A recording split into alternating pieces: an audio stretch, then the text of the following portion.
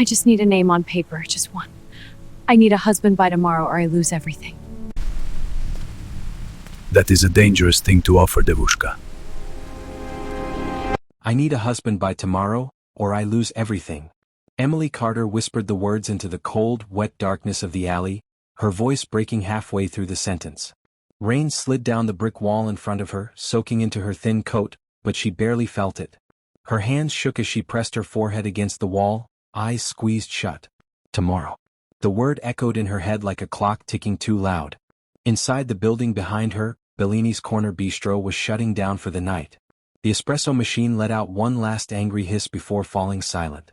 Forks and knives clinked against plates as they were stacked and cleared away. The soft murmur of the dining room faded, replaced by the steady tapping of rain against the windows. Emily stood inside just minutes ago, wiping the same table over and over again. She was 24 years old, but tonight her body felt older. Her shoulders ached. Her feet burned. Her fingers trembled as she folded the rag in her hand. She kept checking her phone, glancing at the glowing screen like it might change if she stared long enough. 11:42 p.m. March 17th. The numbers glared back at her. She had less than 24 hours. Emily, a voice called from behind the counter. You'll wipe the table into dust if you keep that up. She turned. Frank Bellini, the owner of the bistro, stood near the register counting cash. He was a big man with tired eyes and a kind face, his apron tied a little crooked. He was a good man.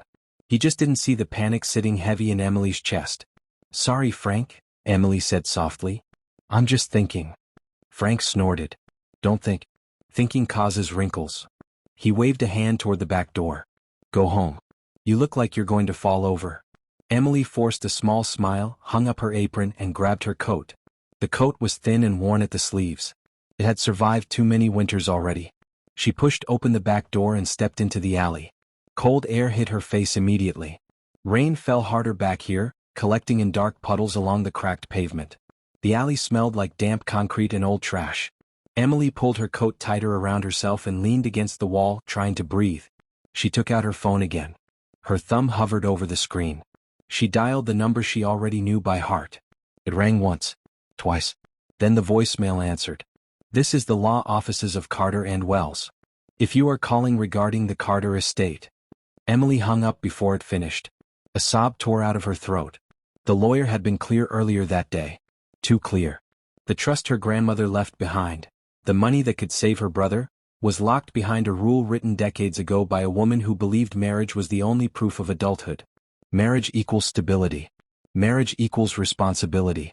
Emily had to be married by March 18th to access the money. March 18th was tomorrow. The money was meant for Noah. Her brother's heart surgery was already scheduled. The hospital needed confirmation of payment. Without it, the surgery would be canceled. Without the surgery, Noah would die. Emily slid down the wall until she was crouching, her knees pulled to her chest. Rain soaked into her hair. Her chest felt tight, like something heavy was sitting on her lungs. I just need a name on paper, she whispered to the bricks. Just a signature. I don't even care who. Her voice cracked. I'd sell my soul. Her shoulders shook as she cried, the sound raw and ugly in the narrow alley. She covered her face with her hands, wishing the world would stop spinning for just 1 second. She didn't hear anyone approach. She didn't hear the quiet click of a metal door opening farther down the alley. She didn't notice the faint smell of cigar smoke drifting through the rain. Expensive shoes stepped into a puddle nearby. Water rippled. That is a dangerous thing to offer, Devushka. The voice was calm. It cut through the night like a blade. Emily gasped and jerked her head up. A man stood near the mouth of the alley, half hidden by shadows and rain. A streetlight flickered behind him, throwing his tall figure into sharp outline. He wore a long dark coat that didn't belong in this place, shoes too polished for cracked pavement. A faint orange glow flared near his hand. A cigar. Emily scrambled to her feet, wiping her face with the sleeve of her coat. I didn't know anyone was here, she said quickly. I'm sorry. I was just leaving. She took a step back, ready to run. The man didn't move. He just watched her. You said you need a husband, he said. Emily froze. It wasn't a question. Her heart slammed against her ribs. That's none of your business, she snapped, fear sharpening her voice. The man took a slow step forward. His shoes splashed softly through the puddles. You also said you would sell your soul. He lifted the cigar, smoke curling around his face. I happen to be interested in such offers. Emily's back hit the cold metal of a dumpster. Look, she said, breath coming fast. I don't know who you are, but I'm broke. I have nothing. Nothing you want. The man let out a low sound that might have been a laugh. I don't want your money, Emily Carter. Her blood ran cold. She stared at him. How do you know my name? I know what happens in my city, he replied calmly. Rain ran down his coat without touching him, like he didn't belong to the storm at all. He reached into his pocket. Emily flinched, her body bracing for something terrible. Instead he pulled out a small white card. No logo. No name. Just a phone number pressed into the paper in gold. He held it out to her. My name is Victor, he said. If you truly want to save your brother, you will call that number at 8 o'clock tomorrow morning. Not before. Not after. Emily stared at the card, her hands trembling as she took it. My brother? She whispered. How do you know about Noah? Victor didn't answer. His fingers brushed hers as he released the card. His skin was warm. Too warm. Be careful what you offer, he said quietly. Someone might accept. Then he turned away. He walked back into the rain, his footsteps fading until the shadows swallowed him whole. Emily stood alone in the alley, rain soaking her clothes, the card clenched tight in her hand. Her heart raced, fear and hope twisting together until she couldn't tell them apart. She looked down at the number again. Then up at the empty space where the man had stood. Who are you? She whispered. The rain kept falling. And Viktor Volkov was already gone. Emily Carter did not sleep. She sat on the floor of her tiny apartment, her back against the wall, her knees pulled close to her chest. The room was dark except for the faint glow of a digital clock on the dresser. Its numbers changed with a quiet click that sounded too loud in the silence. 12:13 a.m. 12:14 a.m. 12:15 a.m. The minutes flipped like a countdown. From the next room she could hear Noah breathing. It was not normal breathing. It was thin and uneven, like each breath had to fight its way out. Every now and then he coughed, soft at first, then rough as if his chest was tight. Emily held her breath every time, listening until she heard him inhale again. She stared at the white business card in her hand. Just a number. No name. No company. No address. But she could still hear the man's voice from the alley. Come. Cool. Certain. Call at 8 o'clock. Emily looked down at the kitchen counter. There, under a dull light, was the hospital bill she had tried to ignore all week. It was printed on thick paper and stamped with red ink that made her stomach twist. Urgent. Past due. She traced the letters with her finger as if touching them could change the truth. No money. No surgery. And without the surgery there was no Noah. Emily swallowed hard. Her throat felt sore from crying. Her eyes burned, dry and heavy, but she forced them to stay open. She thought about the trust. About her grandmother's rule. About how cruel it felt to have someone's life balanced on a piece of paper. A marriage certificate. She shook her head like she could shake the thought away. The clock kept moving. At 3:07 a.m., Emily stood up and walked quietly to Noah's room. She pushed the door open slowly, careful not to make it squeak. Noah was asleep. His face was pale, his lips slightly parted. His chest rose and fell with effort. A small inhaler sat on the bedside table beside a cup of water. Emily stepped closer. She brushed a loose curl of hair off his forehead. I'm going to fix this, she whispered. I swear. Noah didn't wake. He just breathed and breathed like he was running out of time. Emily turned away before her tears could fall again. She went back to her room and sat on the bed this time, still holding the card. The next morning arrived too fast. The gray light outside the window looked tired and cold, like the sky hadn't rested either. Rain still clung to the streets, making everything shine in a dull way. Emily checked the time again and again. 7:43 a.m. 7:52 a.m. 7:57 a.m. Her fingers were damp with sweat. At 7:59 a.m. she sat down on the edge of her bed. The card was in her palm, but it felt like it was burning through her skin. Her whole body was tense. She could hear her heartbeat loud in her ears. She stared at the clock. 7:59. The last minute moved too slowly, like it was stretching just to torture her. Then the clock changed. Emily's breath caught. She didn't give herself time to think. She thought she would stop. She stopped, she would lose. She dialed the number. It rang once. Then someone answered. Miss Carter.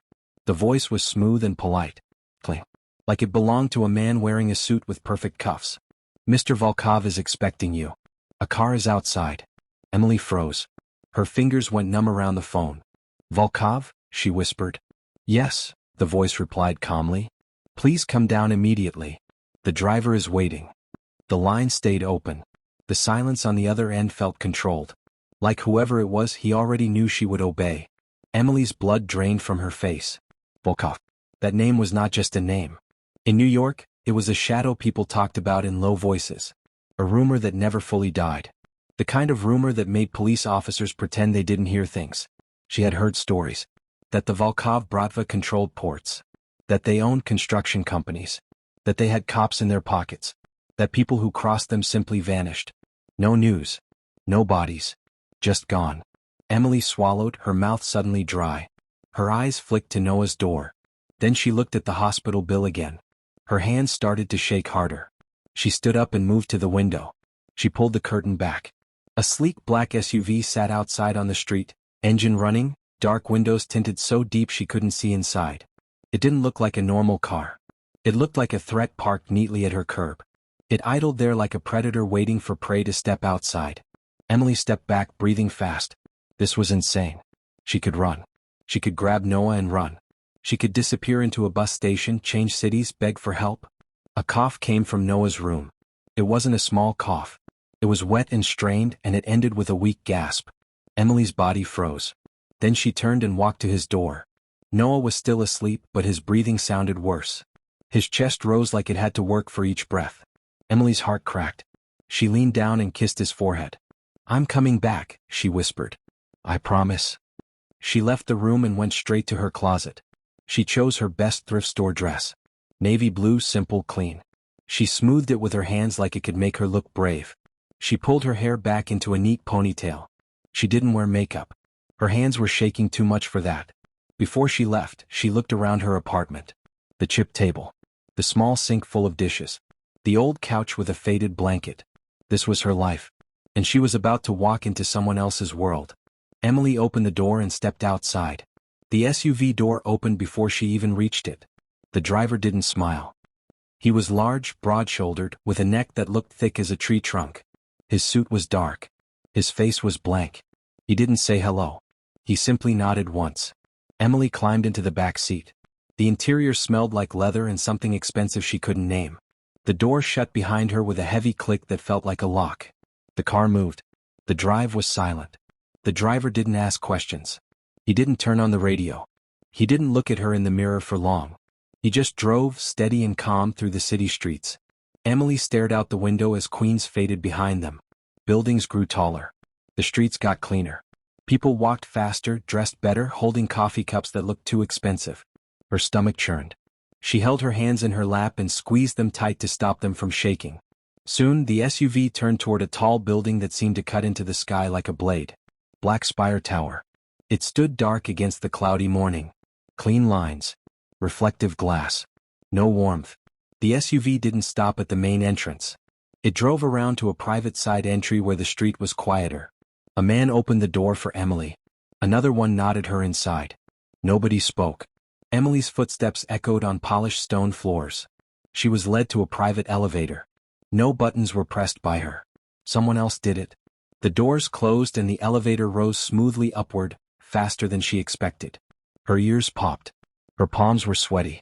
When the elevator doors opened, she stepped into a hallway that looked too perfect to be real. Then another door opened. Emily walked into a penthouse office so large it made her feel like a child. Glass walls stretched from floor to ceiling, showing the city below. The skyline was stormy and gray, like New York was wearing armor. Rain clouds hung low in the distance. The room smelled faintly like cedar and smoke. Viktor Volkov stood by the window. He wore a charcoal suit that fit him like it was made for him alone. His back was to her. His shoulders were straight. His posture was calm, but it carried power. He didn't turn when she entered. He didn't greet her. He didn't ask if she was okay. He simply spoke. Sit. The word was not loud. But it was heavy. Emily obeyed. She lowered herself into a leather chair across from a large desk. The chair was soft, but she sat stiffly. Her hands shook, so she folded them together in her lap. Viktor turned slowly. In daylight he looked even more dangerous. His face was sharp, his eyes dark and unreadable. He studied her like she was something he could measure and decide the value of. Emily forced herself not to look away. You came, Victor said. Emily's voice came out quiet but steady. I'm not here because I trust you. I'm here because I'm out of time. A faint pause. Then Victor's mouth shifted slightly, not a smile but something close. Good, he said. Out of time makes people honest. Emily swallowed. Her heart pounded, but she lifted her chin. I know you're dangerous, she said. I know people who cross you disappear. Victor's gaze stayed on her like a weight. And yet, he said, here you are. Emily's voice trembled for a second, then hardened again. My brother needs a heart. I'd walk into hell for him. For the first time, something flickered in Victor's eyes. Not kindness, not warmth, but respect. He didn't speak right away. He walked to the desk and sat down slowly like he owned time itself. Then he reached for a file and slid it across the desk toward her. The file stopped right in front of Emily. Her fingers hovered over it. Her breath felt shallow. She opened it. The first page had bold black letters at the top. Marriage contract. Emily's hands trembled so hard she almost dropped it. Victor's voice came low and firm. If you sign, you become mine. The room felt smaller once Emily opened the file. The words marriage contract stared back at her in heavy black letters. Her fingers tightened on the paper as if it might bite. She looked up at Victor, her pulse pounding in her ears. He watched her carefully like a man measuring distance before a strike. This is not personal, Victor said at last. It is necessary. Emily swallowed. Necessary for what? Victor leaned back in his chair. The city loomed behind him through the glass walls, gray and restless. He spoke evenly without drama. My grandfather built the Volkov shipping empire, he said. Ports, routes, contracts that keep this city alive, or choke it. Emily listened, her body tense, her mind sharp. She didn't interrupt. He is dying, Victor continued. He believes in old rules. In tradition. In family. Victor's eyes hardened slightly. In his will, he left control of the European shipping lines to me. But only if I am married. Emily's breath caught. If I am not married by midnight tonight, Victor said, those assets transfer to my cousin. Anton, Emily said quietly. Yes, Victor replied. Anton Volkov. He said the name like it tasted bad. Emily waited. Anton is reckless, Victor went on. He is greedy. He wants fast money. He does not care who suffers. Victor leaned forward, resting his forearms on the desk. If he gains control of those ships, he said, he will flood this city with poison. Drugs. Weapons. Anything that destroys quickly and pays faster. Emily's stomach turned. I won't allow that, Victor said calmly. So I need a wife. Before midnight. Silence filled the office. Emily looked back down at the contract. Her hands felt cold now. And me? She asked. What do I get? Victor didn't hesitate. Your brother's surgery will be paid in full, he said. Best doctors. Immediate scheduling. Recovery covered. Emily's heart stuttered. Security for him, Victor continued. And for you. He paused, then added, at the end of 1 year, $5 million will be placed in an account under your name. Emily stared at him. 5 million sounded unreal. Like a number from another life. And after that year? She asked. We divorce, Victor said. Cleanly. It sounded almost simple. Almost. Emily let out a slow breath. And the cost? Victor's gaze sharpened. You will have security at all times, he said. 24 hours a day. Emily nodded slowly. You will not work, he continued. No job. No income of your own. Her fingers curled slightly. You will not see friends, Victor said. No private meetings. No social life. Her throat tightened. You will have no privacy, he went on. Your movements will be monitored. Your safety comes first. Emily shifted in her chair. You will belong to the family, Victor said flatly. In public and in name. He paused, letting the words sink in. And if you attempt to leave before the year ends, he added quietly, there will be consequences. Emily felt her chest tighten. This wasn't a marriage. It was a cage. She looked up at him, her eyes searching his face. So this is business, she said. Only business. Victor tilted his head slightly. I need a shield, he said. And a witness. Emily frowned. A shield? You will make me look stable, Victor explained. Untouchable. A man with a future. And the witness? Emily asked. You, Victor said. Someone visible. Someone real. Emily swallowed. This wasn't about love. It wasn't even about companionship. It was strategy. Emily leaned back, the leather chair creaking softly. The air felt thick, pressing in on her. She thought of Noah. Of the hospital room. Of the way his breathing sounded at night. She thought of the calendar. March 18th. Tomorrow. She saw no other doors. Only walls. This isn't a marriage, she said quietly. Victor met her gaze. No. It's enlistment, Emily whispered.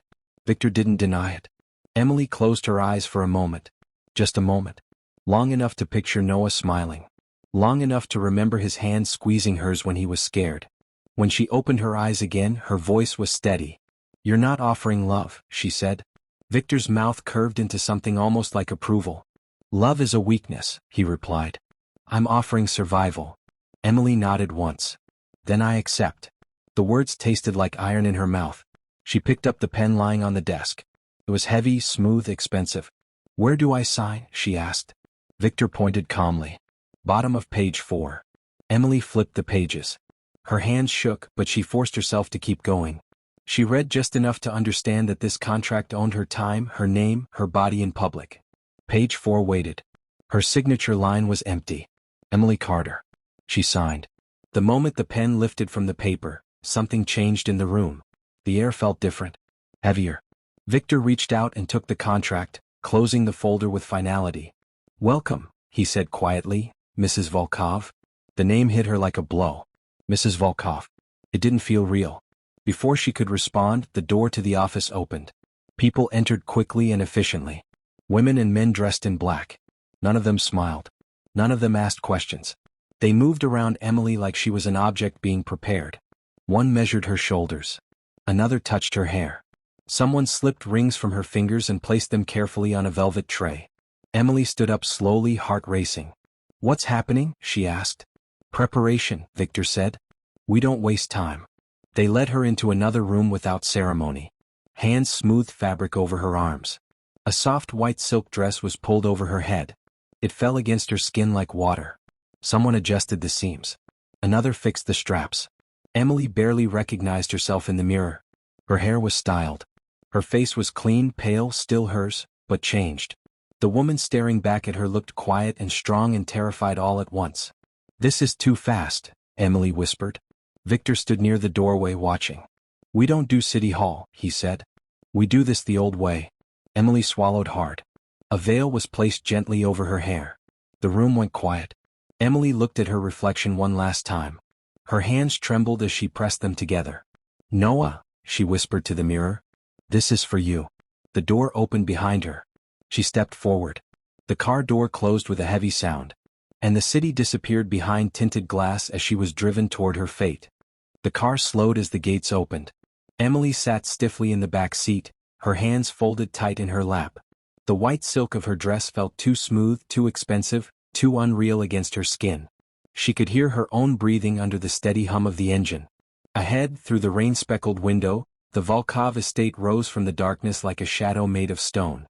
A private chapel stood at the edge of the property, separate from the main building. It was built from old gray rock, tall and narrow, with sharp arches and stained-glass windows that looked almost black at night. The structure did not feel holy. It felt hidden. Like secrets had been stored inside it for generations. The car stopped. The door opened. Cold air rushed in, carrying the scent of wet earth and something else, incense. Thick and heavy, as if it had seeped into the stones and never left. Emily stepped out. Her shoes sank slightly into damp gravel. She looked up at the chapel and felt her stomach twist. This is real, she thought. This is happening. The chapel doors opened with a slow creak. Warm light spilled out, yellow and dim.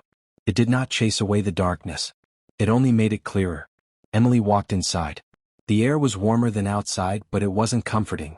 The smell of incense filled her lungs. It smelled like smoke and old prayers. She looked around and realized something that made her heart race. The pews were empty. There were no guests, no friends, no family, no crowd, no music. Only two figures waited inside. One was a priest standing near the altar. He wore a dark robe and held a small book in his hands. His face was serious, his eyes tired. Emily recognized him from Victor's earlier mention. Father Mikhail. The other figure sat to the side near the front in a wheelchair. An old man. He was thin, almost swallowed by his heavy coat. An oxygen tank stood beside him, the tube running to his nose. His chest rose and fell with effort, and every breath sounded like it scraped.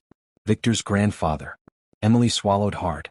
The power in the room wasn't loud, but it pressed down on her skin like invisible hands. Then she saw Victor. He stood at the altar. He had changed into a tuxedo that made him look carved from stone. His posture was perfect. His face was calm. His eyes were dark, unreadable. He looked devastating in a way that made Emily angry because he could look like that while she felt like she was being led to an execution. Emily's legs felt heavy as she began walking. It wasn't a long aisle. Just a short path from the doorway to the altar. But each step felt like wading through deep water. Her heart pounded. Her mouth went dry. Fear clung to her like the damp veil over her hair. Victor watched her approach without moving. His expression didn't soften. His control was cold and complete. When she reached him, he leaned in slightly, just enough for only her to hear. "Do not shake," he whispered. Emily's hands tightened. "He's watching." Emily's eyes flicked toward the wheelchair. The old man's gaze was on her, sharp despite his weakness. He looked her over like he was judging a horse at a market, deciding if she was strong enough. Emily forced her shoulders back. Father Mikhail cleared his throat and began speaking. His voice echoed in the stone chapel, low and measured. The words sounded ancient, heavy with tradition. Emily barely heard the beginning.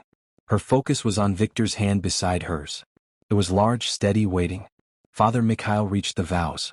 "I, Victor Volkov," the priest said. Victor spoke without hesitation. His voice was calm, smooth, certain. "I, Victor Volkov, take you, Emily." Emily's chest tightened as she listened. The vows felt like something she didn't deserve, something that didn't belong to her. Still, she stood there and took them like she was supposed to. Then Father Mikhail turned to her. Emily's throat closed.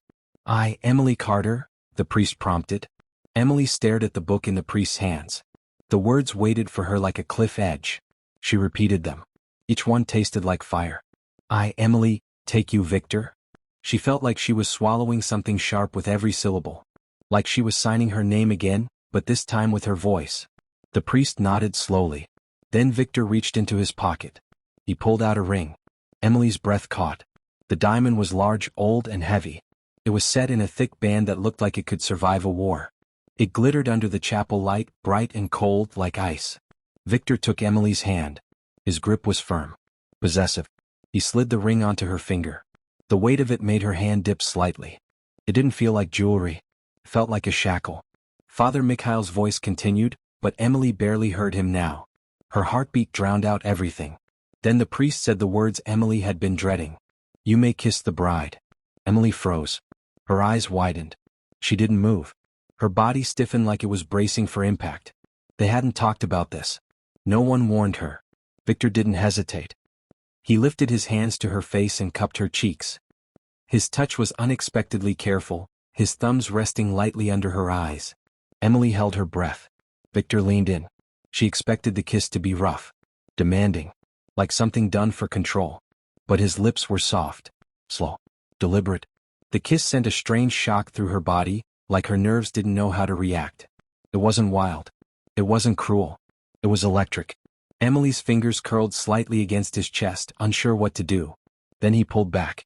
His eyes searched hers for a split second, intense and dark. Emily's lips tingled.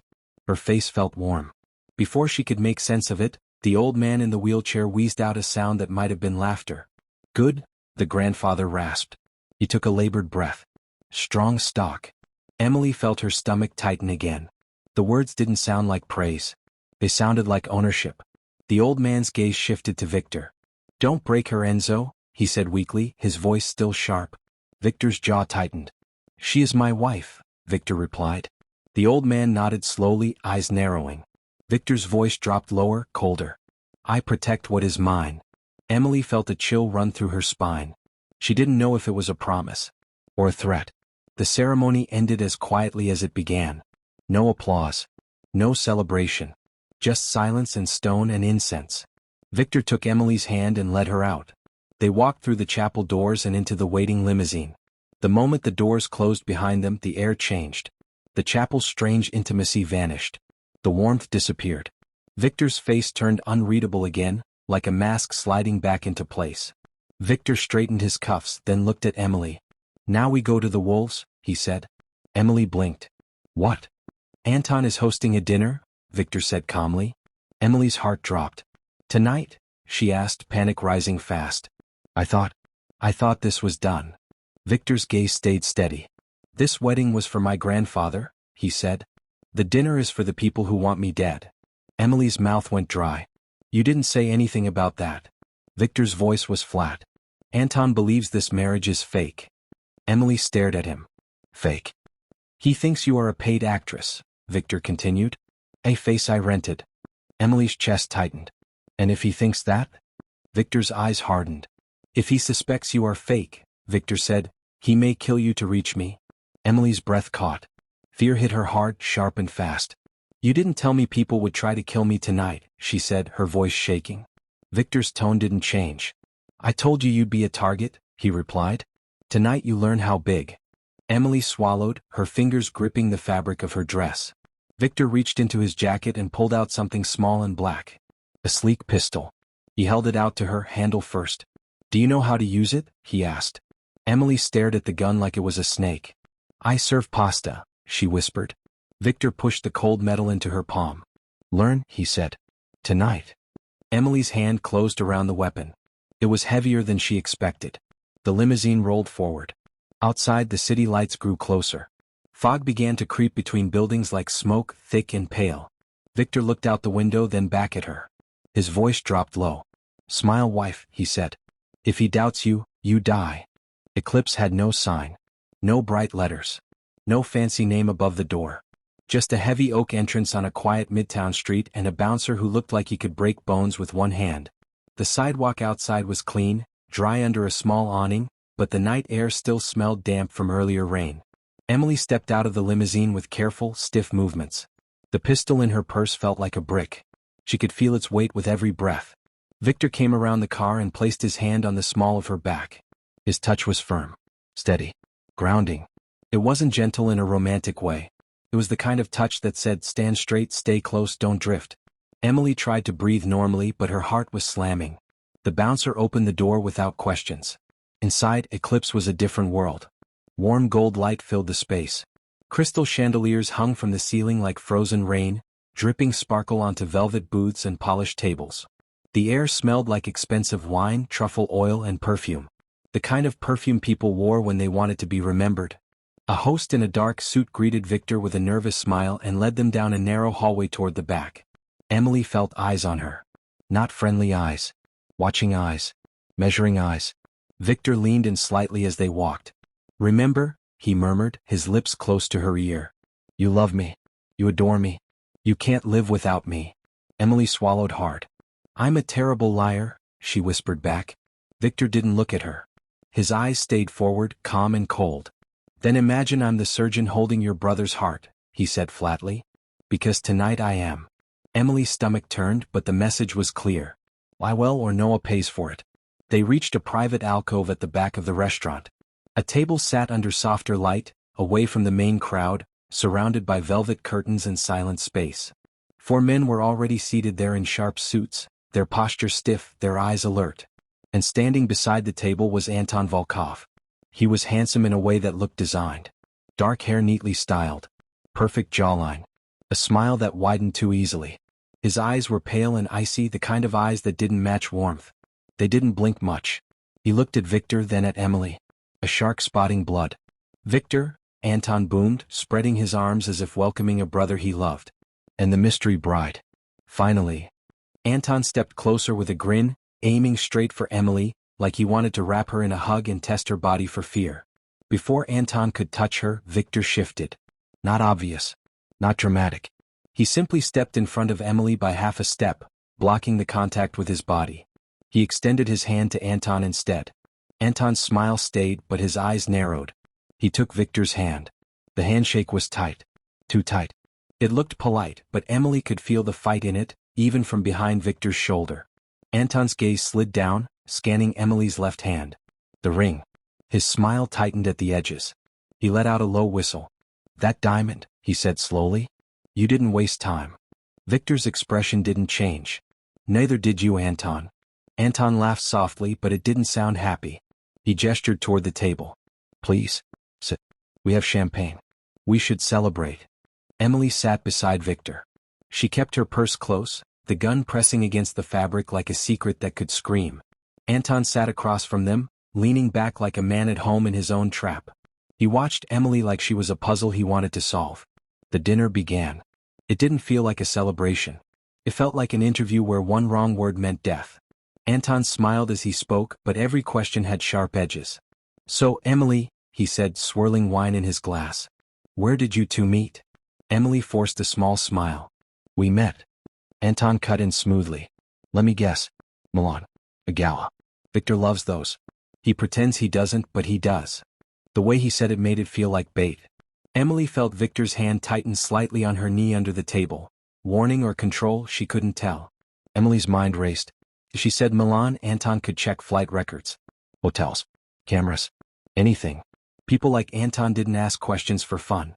Emily lifted her chin. Actually, she said, calmness forced into her voice, we met at a diner in Queens. The table went still. The other men in suits glanced at each other, confused. Like she had spoken the wrong language. Victor's head turned toward Emily. His eyes widened for a fraction of a second. Surprise. Then Victor recovered instantly, smooth as oil. The coffee was terrible, Victor said evenly, but the view was extraordinary. Emily's cheeks warmed. She didn't know if it was fear or something else. Anton burst into laughter, loud and sharp. A diner? He mocked, leaning forward. A diner? The great Victor Volkov. Emily kept her smile sweet. When you know, she said. Anton's laugh faded, but his eyes stayed cold. He leaned back again, watching. Waiting for her to slip. A waiter approached with a bottle of champagne wrapped in a white cloth. His hands were steady at first, but as he reached the table, Emily noticed something small. A tremor. Not huge. Just enough that someone used to watching hands would see it. Emily had watched hands her whole life. Nervous customers. Angry customers. People hiding things.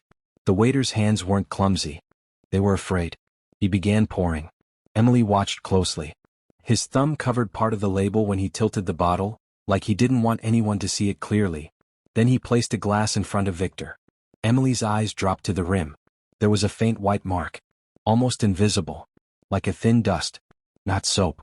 Not water stains. Powder. Emily's breath stopped. Victor reached for the glass. He lifted it smoothly. To family, Victor said. Anton lifted his own glass slowly. His eyes locked on Victor's throat. Not on his face. Not on his eyes. On his throat. Waiting. Emily's body moved before her mind finished thinking.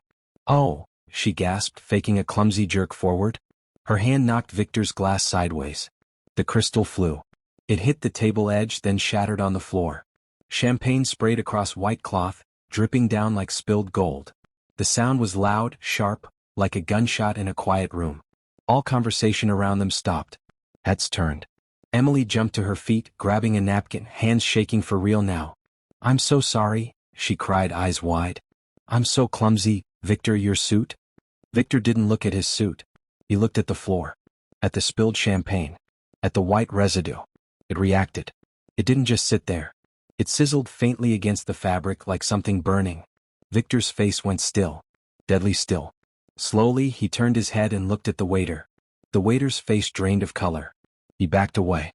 I'll get a towel, the waiter stammered. Stay, Victor said. One word. Soft. Heavy. Two guards appeared like shadows from the side of the room. They grabbed the waiter before he could turn, locking his arms tight. Anton's jaw flexed. Rage flashed behind his eyes, but his smile returned quickly, forced and thin. Accidents happen, Anton said, voice tight. Such a shame. That was expensive. Victor rose from his seat. We're leaving, he said. He grabbed Emily's hand. His grip hurt. Tight enough to bruise. He didn't pull her like a lover. He pulled her like someone dragging a person out of a fire. They moved fast but didn't run. Emily stumbled slightly as they pushed through the restaurant and out the door. Cool night air hit her face like a slap. The black SUV was already waiting.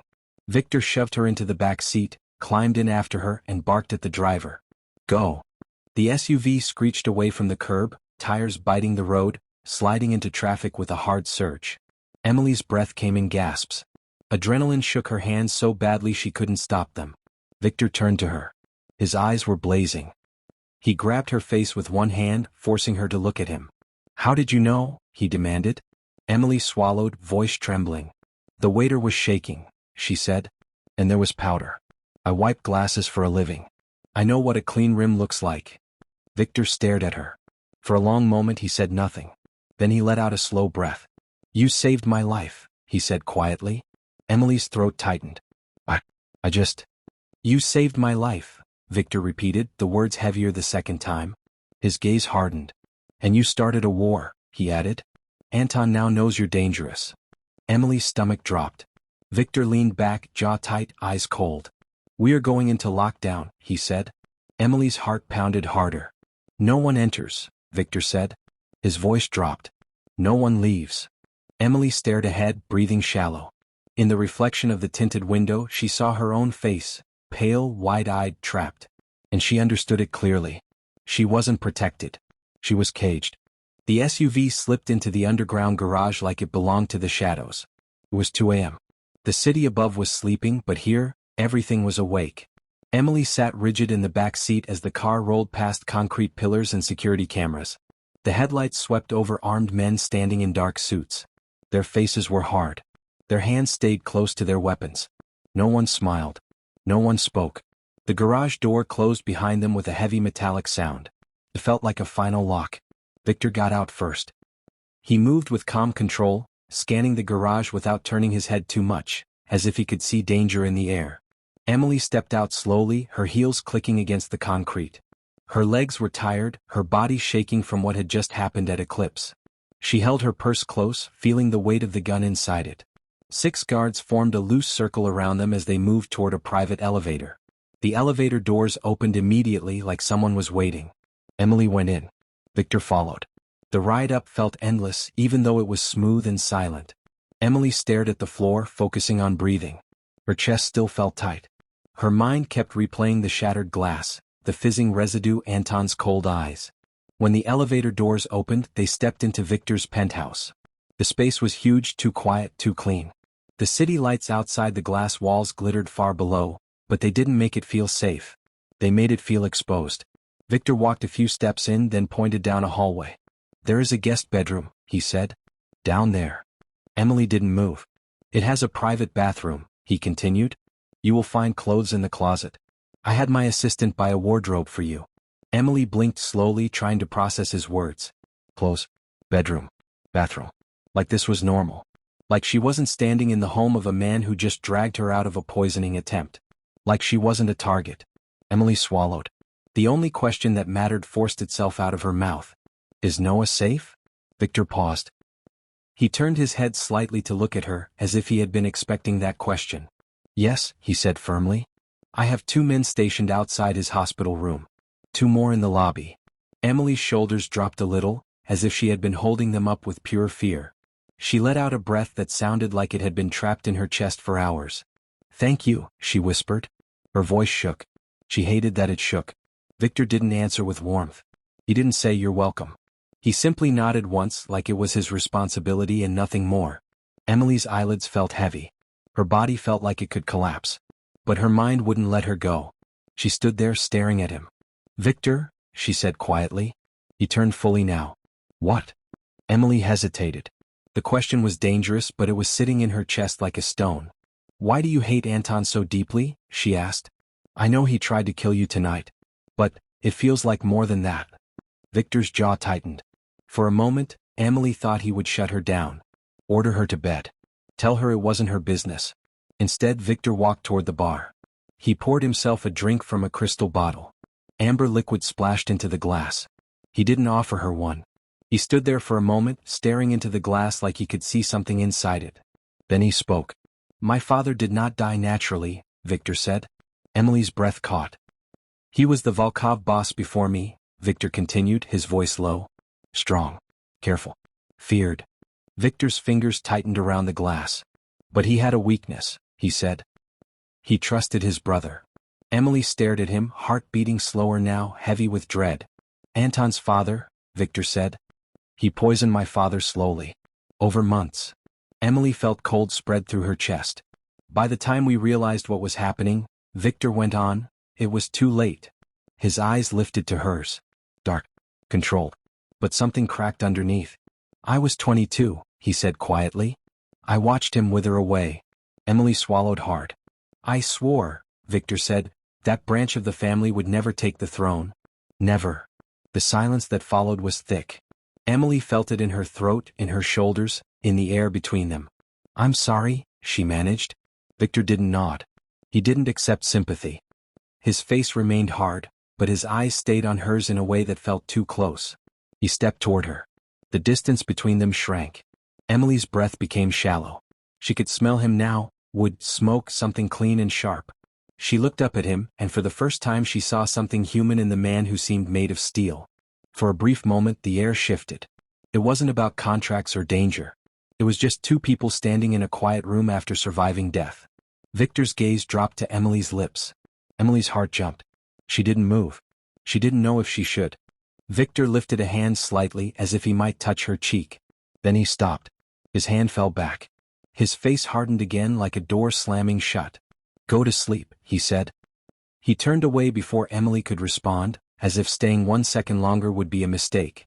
Emily walked down the hallway to the guest room, her steps slow and quiet. The bedroom was beautiful. Cream walls. Gold accents. A bed so large it looked like it belonged to someone who never struggled. Clothes hung neatly in the closet, new, clean, expensive. Emily changed into a soft set of pajamas she found folded in a drawer. She got into bed. But sleep didn't come. The room was too quiet. Her mind was too loud. She stared at the ceiling, replaying Victor's story. Replaying Anton's eyes. Replaying the fizz of poison on the tablecloth. Her heart refused to slow down. Then her phone buzzed. Emily froze. She grabbed it off the nightstand. Unknown number. A text message appeared. He can't protect you forever. 24 hours. Emily's blood turned to ice. Her hands trembled as she stared at the screen. Then another notification popped up. A photo. Emily tapped it, and the world tilted. It was Noah. Asleep in his hospital bed. The angle was wrong. Too close. Too clear. And at the bottom of the photo, a small timestamp showed it was taken minutes ago. Emily gasped and dropped the phone onto the bed. Her breath came in panicked bursts. No, she whispered. No, no, no. She launched out of bed. Barefoot. She didn't even think about the cold floor under her feet. She ran down the hall and pounded on Victor's door. Victor. Open up. The door swung open instantly. Victor stood there shirtless, a gun already in his hand. His body was covered in tattoos, dark ink across hard muscle. A long scar ran down his ribs, ugly and real. His eyes scanned the hallway like a weapon. What is it? He snapped. Emily thrust her phone toward him, tears streaming down her face. Look, she sobbed. You said he was safe. Victor grabbed the phone. His face went still as he stared at the image. The air in the hallway felt colder. He moved fast. He stepped out, still holding the gun, and reached for another phone on a table. He dialed without hesitation. Status on the boy, he barked. Emily stood there shaking, arms wrapped around herself. Victor put it on speaker. A voice crackled through. Boss, we're in. The kid is asleep. He's fine. Victor's eyes narrowed. Search the room, he ordered. Now. Is anyone else there? Pause. Negative, the voice said. Room is clear. Vitals stable. Victor ended the call. Emily's chest heaved. But the photo. It was taken from outside, Victor said, his mind already working. A drone. Or a telephoto lens from a building across the street. Emily's knees felt weak. So he can see him, she whispered. He can see Noah. Yes, Victor said. But he cannot touch him. Emily shook her head violently. I need to go to him. Please. I need to see him. Victor's gaze snapped to hers. No. Emily's voice broke. Victor. If you leave this building, Victor said coldly, you are dead. Emily stared at him, tears falling freely. And if you are dead, Victor continued, your brother has no one. Emily's fight drained out of her. She swayed, her body giving up. Victor caught her. He pulled her into his chest and held her tightly. It wasn't romantic. It was protective. Like a shield closing around something fragile. Emily pressed her face against his skin, shaking. I lost mine, Victor whispered into her hair. I won't let you lose yours. Emily's hands clenched into his back. She took a shaky breath, then lifted her head. Her tears didn't stop, but her eyes changed. The fear didn't disappear. It sharpened. Then teach me, Emily said, voice thick with rage and pain. I won't be weak in your world. Victor looked down at her for a long moment. Then, slowly, a dangerous smile spread across his face. Not cruel, not fake. Admiration. Good, Victor murmured. Weak wives die. Emily wiped her face with the back of her hand, breathing hard. Victor stepped back slightly, still watching her. Very well, Mrs. Volkov, he said. Get dressed. Basement range. Minutes later they stood inside the elevator. The doors slid shut. Emily gripped the gun with shaking hands.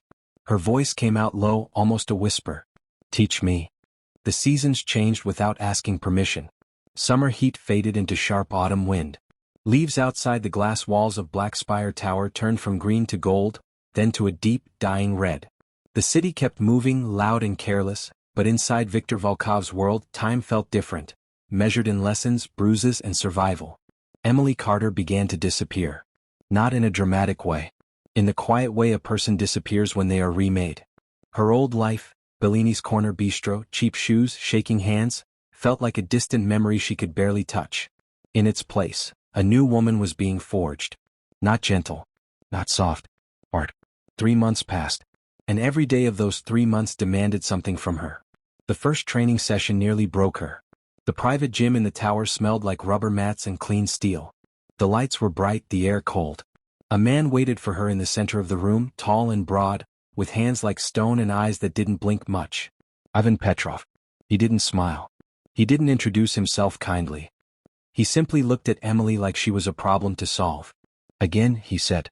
Emily was already sweating, already bruised. She had fallen so many times her body felt like one long ache. She raised her fists anyway, breathing hard. Ivan moved fast. Too fast. He blocked her punch, hooked her leg and swept her to the ground. Emily hit the mat with a hard thud that rattled her teeth. Ivan looked at his watch. Dead, he stated flatly. You hesitated. Emily pushed herself up on shaking arms. I didn't, she snapped, coughing. Ivan's eyes stayed cold. You did. In this world, hesitation is a funeral. Emily's jaw clenched. She stood again. Her knees wobbled. Her ribs hurt. But she stood. Ivan nodded once. Again. And again. And again. She fell. She hit the mat. She tasted blood once when her lips split. She wanted to cry more than once. But she didn't. She kept getting back up. Every bruise became proof she was still standing. Every fall became training. And every time Ivan said dead, she hated the word so much that she trained harder. Her stubbornness stopped being weakness. It became grit. While her body changed in the gym, her mind changed elsewhere. Her afternoons belonged to Dominic Hale. Dominic was older, lean, and always smelled faintly of peppermint and old paper. He dressed like a businessman, spoke like a teacher, and watched Emily like he was teaching a weapon how to think. They sat in a quiet study filled with books. Dominic laid out folders, family trees, and maps like he was revealing a hidden world. The 5 families, he explained, tapping a chart. Not friends. Not enemies. A balance. A fragile one. Emily listened closely, taking notes, asking questions. Dominic taught her etiquette that didn't belong to polite society, it belonged to predators. A refusal of wine, he said, is an insult. It says you don't trust the host. Emily frowned. What if you truly don't? Dominic's mouth twitched. Then you pretend.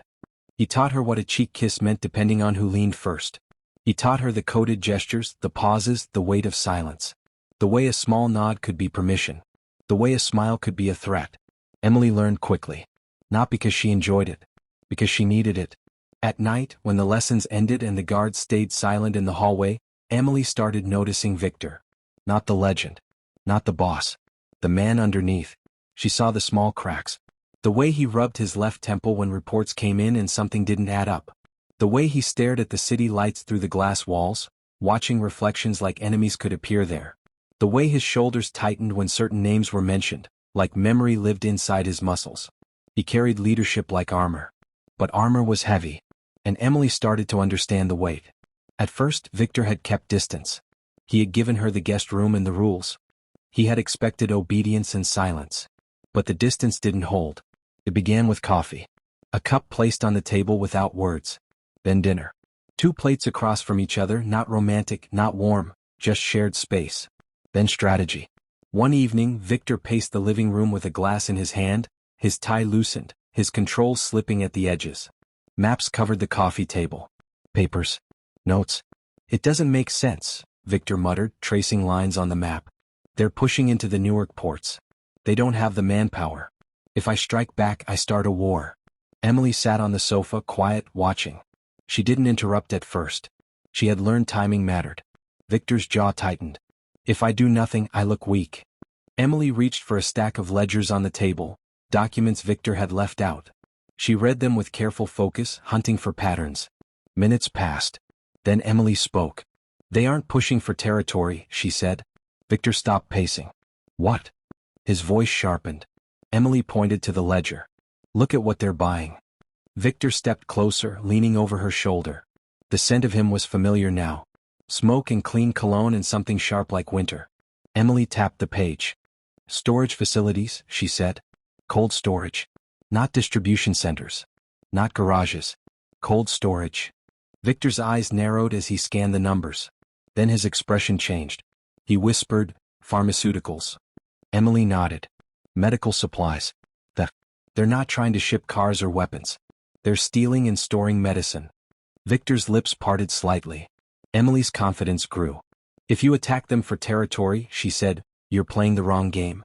But if you tip the regulators, if the feds raid the cold storage, then the operation collapses. Victor's stare locked onto her. You neutralize them, Emily continued, without starting a street war. You let law enforcement do the dirty work. Victor straightened slowly. For a moment he looked at her like he was seeing her for the first time. Then a slow grin spread across his face. You have a wicked mind, Mrs. Volkov, he murmured. Emily held his gaze. I learned from the best. The air shifted. Not business. Not training. Something else. Victor set his glass down. His eyes darkened, heavy with something deeper than strategy. I should send you away, he said, voice rough. To the villa in Tuscany. You would be safe there. Emily's chest tightened. You'd paint, Victor said. You'd live. Emily stood up slowly, stepping closer. I am living, she whispered. For the first time, I'm not just surviving. Victor's jaw tightened. You are in danger because of me. Emily didn't flinch. I'm not going anywhere, she said firmly. Victor's eyes held hers. His control looked thinner than usual. I can't lose you, he admitted, and the words sounded like fear. Emily's voice dropped cold and steady. Then stop treating me like glass, she said. I'm steel now. Victor stared at her like her words hit something deep. Then he kissed her. Not the chapel kiss. Not the performance. This was real. It was intense, claiming, hungry. Like he had been holding back and finally decided he couldn't. Emily kissed him back without hesitation, hands gripping him like she was anchoring herself to something dangerous and alive. That night the guest room stayed empty. 2 days later the warmth shattered. Victor came home early, face pale, eyes hard. His hand wasn't steady when he poured a drink. That alone scared Emily more than any gun. What happened? She asked, standing up quickly. Victor's voice came low. They found a wire. Emily froze. In the car? In my desk, Victor corrected. He slammed the glass down. Embedded in the wood. Military grade. Active for 2 weeks. Emily's stomach dropped. Only the inner circle had access. A mole, she breathed. Victor's eyes burned. Someone close. Someone I trusted. Feeding Anton everything. His gaze snapped to Emily. And now Anton knows something else, Victor said, voice tight. He knows I care about you. Emily's throat tightened. That makes you leverage, Victor whispered. That makes you a target. Before Emily could respond, the intercom buzzed. Victor turned sharply. A concierge's voice crackled through. Sir. A courier delivered a priority envelope. Black wax seal. Victor's face went stone. Send it up, he ordered. Scan it first. 10 minutes later the envelope sat on the table. Thick paper. Black wax. A crest. Victor opened it with a knife and pulled out the invitation. Emily read over his shoulder. A major gala. Hosted by Anton. At the Astoria Grand. Victor's jaw tightened. It's not a celebration, he said quietly. It's a public trial. Emily looked at him. Trial? He wants to expose this marriage as fraud, Victor said. He wants the syndicate council to strip my rank. If they believe I bought a wife to secure the will, they will remove me. Emily's pulse quickened. And then Anton takes everything, she whispered. Victor didn't deny it. Emily picked up the envelope, walked to the fireplace and tossed it into the flames. The paper curled and blackened. She watched it burn with calm eyes. Then she turned to Victor. "He thinks I'm still a waitress," Emily said, voice low. "Let him." Victor's gaze sharpened. Emily stepped closer, her posture straight, her voice steady. "He wanted war," she said. "So we give him war." For the first time since the wire, Victor smiled. "Not warm. Predatory." "Then we shop," he said. "We need red. The color of war." Later, in front of a mirror, Emily stood in a fitting room. A red gown clung to her like blood. The diamonds sat heavy at her throat. Emily stared at her reflection, no longer a girl in an apron. She leaned closer to the mirror and whispered, "Let him try to break me." The grand ballroom of the Astoria Grand was full of money and danger. Black tuxedos moved like shadows between gold pillars. Designer gowns shimmered under crystal chandeliers. The music was soft, but the air was loud with whispers, predators speaking in polite voices, smiling while they measured weaknesses. Emily felt it the moment she stepped inside. Every glance was a blade. She entered beside Victor, wrapped in a blood-red gown that clung to her body like a warning. A slit climbed her thigh. The back dipped low, exposing skin that felt too exposed in a room like this. The Volkov diamond sat heavy at her throat, catching light and throwing it back like ice. Victor's hand rested at her waist. Firm. Possessive. Steady. It grounded her. Around them, conversations shifted. Heads turned. Whispers followed them like smoke. Anton Volkov stood at the far end of the room, already waiting, already smiling. Then the music faded. A microphone squealed briefly. Anton stepped onto the stage, holding the mic like he owned the room. His suit was perfect. His smile was sharp and bright. "Welcome," Anton announced, voice booming over the speakers. "Tonight is a night of truth." The ballroom quieted. The predators leaned in. Anton lifted his hand dramatically. "We are here to honor the legacy of the Volkov name," he said. "A legacy that demands purity." A projector screen dropped behind him. Emily's stomach tightened. Images flashed to life, huge and cruel. First, Emily in her waitress uniform, apron, tired eyes, hair tied back, hands holding a tray. Next, an eviction notice, bold letters screaming final warning. Next, Noah's hospital bills spread across a table, stamped urgent and past due. And finally, a grainy photo of the marriage contract. A murmur ripped through the room like a wave. Gasp. Suck. Then voices. "Fraud. He bought her. This is a sham." Emily stood perfectly still, but she felt Victor's body tense beside her. His hand at her waist tightened. She saw his shoulder shift, his instinct turning toward violence. Victor's fingers moved, reaching. A gun. Emily lifted her hand and pressed it gently against his chest. Not a shove. A stop. Victor's eyes flicked to her. Emily's face stayed calm. Then she stepped away from him. The crowd parted, watching her like she was walking into fire. Emily moved forward alone, heels clicking on the marble floor. The sound echoed through the silent ballroom, each step a statement. She reached the stairs and climbed. 1 step. 2. 3. She walked onto the stage and stopped in front of Anton. Anton's smile widened like he enjoyed this. He leaned toward the microphone. "Go back to the kitchen," he sneered. "The men are talking." Emily didn't flinch. She turned slightly, facing the crowd, her chin lifted. Her voice carried through the room, steady and clear. "You talk about purity," Emily said slowly. "About honor." She paced a few steps, calm as if she belonged there. As if she had always belonged there. "But you forgot one thing about a waitress," she said into the microphone. She looked directly into the sea of wealthy faces. "We hear everything." A ripple moved through the crowd. Emily continued, voice firm. "Waitresses see everything," she said. "People ignore the help. They think we're invisible. They confess over dinner. They plot over dessert. They whisper secrets while we refill their wine." Anton's smile twitched. Emily reached into her small red clutch. Anton's posture snapped tight, his hand shifting toward his waistband as if expecting a weapon. Emily pulled out a small voice recorder. The room went still again.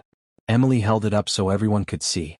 3 months ago, she said, a wire was discovered in Viktor Volkov's office.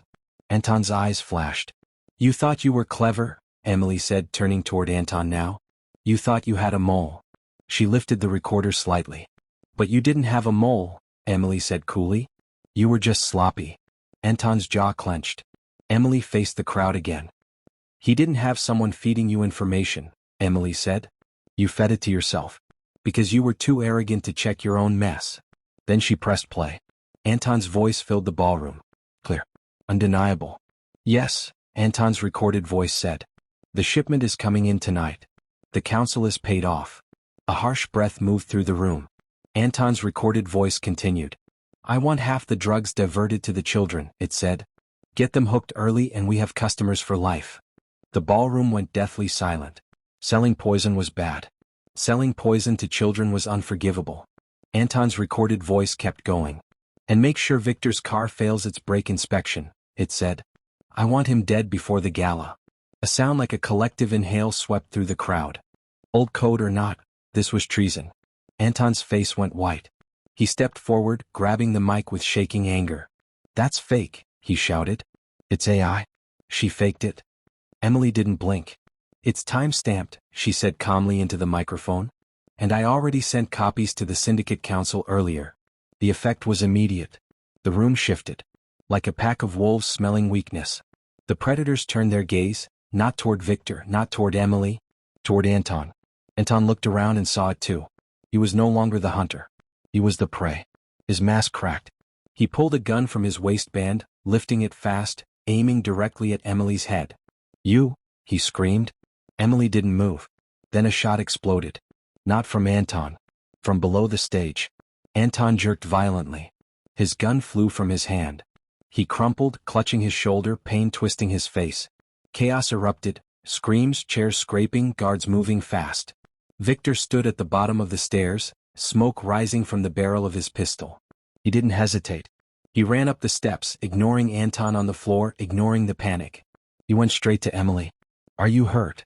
Victor demanded, hands gripping her arms, his eyes scanning her face like he was searching for blood. Emily's breath shook, but she held his gaze. I'm fine, she whispered. I'm fine. Victor turned. Anton was on the stage floor, groaning, clutching his wounded shoulder. Guards surrounded him, weapons ready. Victor stepped closer. He planted his boot on Anton's chest and pushed him down harder. The ballroom went quiet again, fear swallowing the noise. Victor's voice cut through the silence like ice. You poisoned children, Victor said. You betrayed blood. You attempted to murder the Volkov boss. He leaned down slightly, eyes burning. And you insulted my wife. He lifted his gun. Council members sat in the front row, faces hard and unreadable. Emily saw them exchange small nods. The verdict was given without words. Victor looked at the council and spoke with calm certainty. She is not a contract, Victor said. She is my wife. Then Victor aimed the gun at Anton. Anton's mouth opened, fear finally real. Victor pulled the trigger. Anton went still. The crown was secured. The room remained frozen, as if everyone needed a moment to accept what they had witnessed. Justice. Volkov justice. 1 year later the world was quiet. Winter snow covered the ground in a white blanket. The cemetery was still, the air cold and clean. Emily stood before Victor's grandfather's grave and placed a white rose on the stone. Victor stepped beside her, his coat dark against the snow. He would have liked you, Victor said softly. Fighters. Emily's breath fogged in the air as she nodded. It's been a year, she said. Victor's jaw tightened slightly. He reached into his coat and pulled out a folded paper. The contract. I am a man of my word, Victor said, voice controlled. The 5 million is in your account. Noah is healthy. You are free. His hand shook just a little as he held the paper out. Emily took it. She looked down at the signatures. She looked up at Victor. She thought of the alley, the chapel, the poison glass, the training, the fear, the way he had reached for her first in the chaos. She inhaled slowly. Then she tore the contract. Once, twice, again. She let the pieces flutter down into the snow like dead leaves. Victor stared stunned. Emily stepped closer, eyes steady. I lost my husband's contract, she said quietly, and I'm not signing a divorce. Hope flared in Victor's dark eyes. He didn't speak.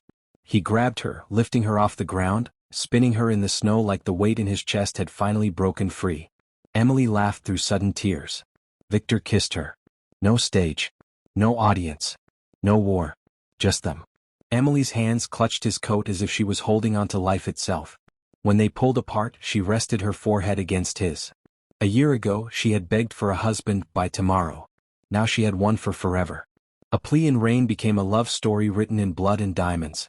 Thanks for watching. Don't forget to like, share and subscribe for more interesting stories.